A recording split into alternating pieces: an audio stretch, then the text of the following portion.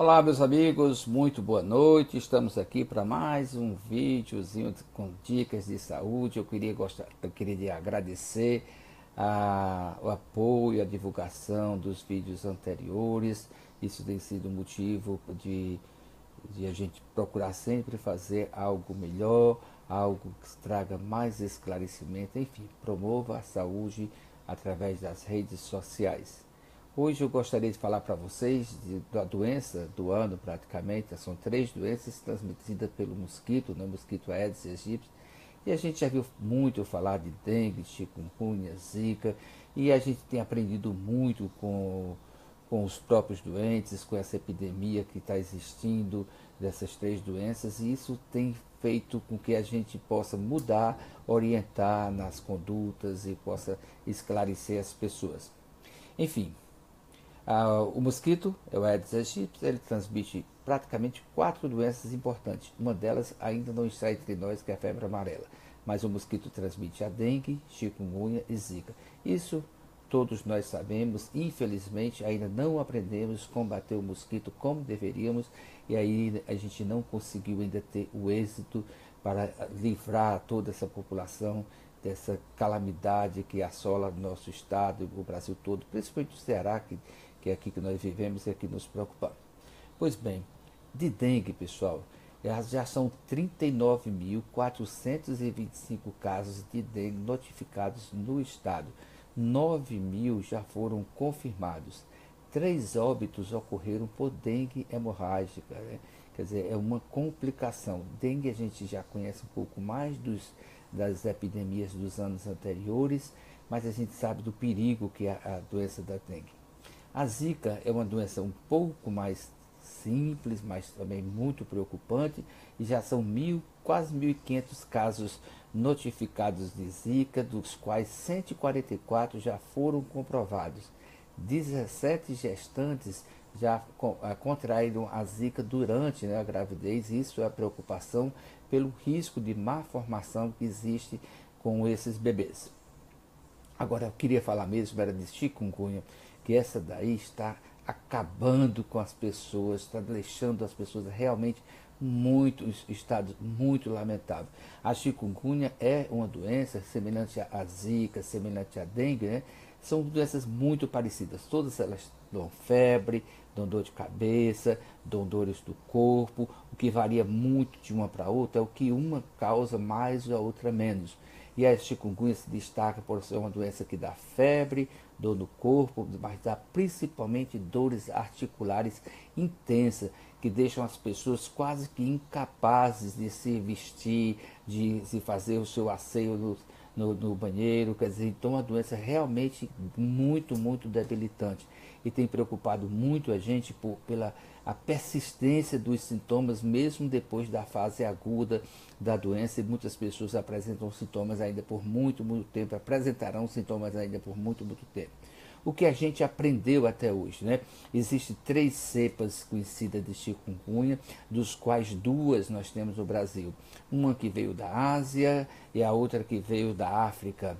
Uma entrou lá pelo Oiapoque, outra entrou por Feira de Santana e tem manifestado e tem acometido pelo Brasil todo. Uma terceira ainda não chegou por aqui, né? A transmissão pode acontecer conjuntamente com a dengue, ou seja, o mesmo mosquito pode transmitir a chikungunya e dengue para a mesma pessoa. Isso já está comprovado e isso a gente já tinha observado em algumas pessoas, ou seja, a pessoa pode manifestar doenças, as duas doenças ao mesmo tempo, e isso é um fator agravante. Devido a ter mais de um tipo de chikungunya, então nós já estamos vislumbrando a possibilidade da pessoa ter uma reinfecção por chikungunya, ou seja, a imunidade que a gente esperava que fosse definitiva não parece ocorrer pela diversidade que existe do vírus. Existe também complicações relacionadas à chikungunya, além daquelas dores articulares intensas, artralgia, e tem deixado as pessoas realmente muito debilitadas. A chikungunya pode acometer o coração, causando miocardite, insuficiência cardíaca, mas principalmente sintomas neurológicos são os que mais preocupam, e 16% desses sintomas ocorrem em pessoas acima de 60 anos de idade. Ou seja, a chikungunya tem complicado muito a vida das pessoas idosas e mesmo de crianças, né? Mas a gente sabe que a doença é mais frequente em adultos jovens. Vários exames, o diagnóstico pode ser feito pela uma história clínica, esse realmente é o mais importante, uma história detalhada, exame físico rigoroso, para ver se realmente a possibilidade de ser chikungunya. Existem alguns exames laboratoriais que podem ser feitos por coleta de sangue, mas a gente sabe que esses resultados nem sempre são imediatos e nem sempre são positivos nos primeiros dias da doença. Muitas vezes espera-se até de 5 a 8 dias para que o resultado de chikungunya realmente venha a ser confirmado. E é importante a gente ter a confirmação porque a chikungunya tem problemas futuros, ou seja, existe uma coisa que a gente chama de cronificação dos sintomas, ou seja, a pessoa passa da fase aguda, que é essa fase bem difícil, para ter sintomas por muito mais tempo. E esses sintomas são de artralgia, parecem muito com as artrites, com a artrite reumatoide, e a pessoa pode, às vezes, ficar sendo confundida esse sintoma com reumatismos de longa data.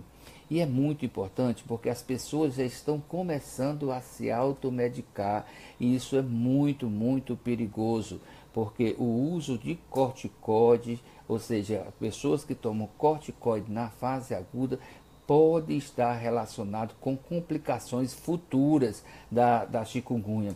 Então, muito cuidado quando se usa corticoide, porque isso, apesar de aliviar os sintomas, muitas pessoas se sentem quase completamente boas depois que usam o corticoide, mas isso pode ser uma faca de dois gumes, porque os sintomas podem ser mais complicadores, ou seja, mais graves no futuro. Então não se deve usar corticoide sem uma orientação médica, precisa realmente ter uma orientação para o uso bem feito, bem cadenciado, que tem uma fase que você pode usar, outra que você não pode usar. Então, realmente, chikungunya precisa de um acompanhamento, não banalizem a doença. A cronificação dos sintomas, eu já falei, que pode estar relacionado com o uso desses medicamentos. Às vezes a gente pode usar medicamentos em pessoas que têm HIV positivo. A gente sabe que não sabe nem exatamente porquê, mas parece que chikungunya é um pouco mais leve, né? Felizmente, né?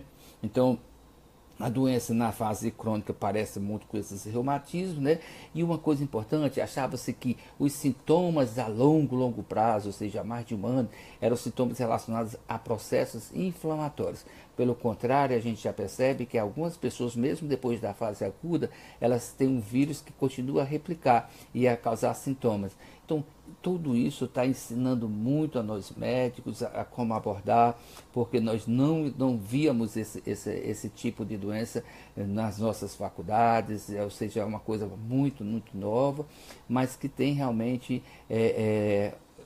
pautado o dia a dia. As emergências aqui em Fortaleza estão lotadas de pacientes com chikungunya, o interior do Ceará também, não é? Alguns casos são realmente alarmantes, ó. Fortaleza tem 13 mil casos, 13.428 casos. São 55 mil notificados, confirmados 20 mil no Ceará. Em Fortaleza foram notificados 23 mil e confirmados 13 mil. E muitas pessoas não estão nem notificando mais. Por quê? Porque muitas vezes sabe que a doença é esse, o irmão já teve, ou o parente já teve, e aí não procura assistência médica para a unidade de saúde para que ocorra a notificação. Isso é importante. Mesmo que você saiba que está com chikungunya, mesmo que você saiba que está com dengue, tem que procurar o posto de saúde, tem que procurar assistência médica para ser notificado e isso entrar no boletim da epidemiologia do Estado, porque isso gera políticas de saúde voltadas à prevenção, ao combate e à orientação do tratamento dessas doenças. Enfim, são essas orientações que eu gostaria de dar sobre a chikungunya, dengue e zika. Se você gostou, divulgue essas informações. É importante que a gente possa dar conhecimento a mais pessoas para que elas se tratem e se sintam muito bem. Muitíssimo obrigado e até uma próxima oportunidade onde a gente vai trazer novidades de saúde para vocês. Um grande abraço. Tchau.